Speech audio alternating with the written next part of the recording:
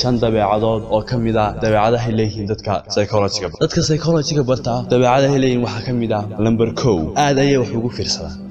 dadka psychology-ga barta aad ayay wax ugu fiirsadaan. waxay u fiirsadaan qofka dhaqdhaqaaqiisa, hadalkiisa, ficiladu samaynayo iyo saamayntu ka falceliyo marka wax lagu sameeyo ama wax lagu yiraahdo. dadka psychology-ga barta dabeecadada waxaa ka mid ah way su'aalo badan yihiin. aad ayay u su'aalo badan yihiin. haddii aad la dhaqantid dadka ama aad la fadhiisatid waxaad ku arki doontaa su'aalo aad u badan.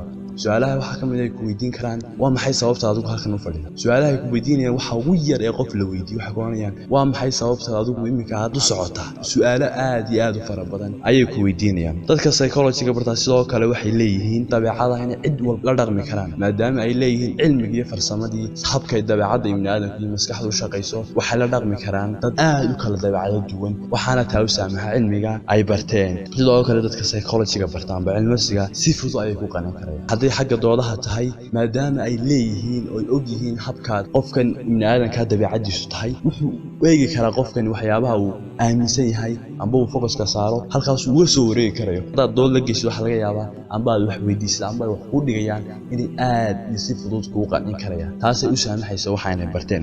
dadka psychology-ga barta dabeecadaha waxaa ka mid ah aad ayay u fikir badan yihiin. su'aalo badan bay isweydiiyaan. waxay su'aalo isweydiiyaan waxaa ka mid ah sidee iskugu xiran caqliga iyo jirku, sidee ayaa qofku ku noqon karaa wuxuu doonayo. insha Allah ta'ala su'aalo badan oo kale isweydiiyaan xalqadaha dambe ku qaadan doonaa.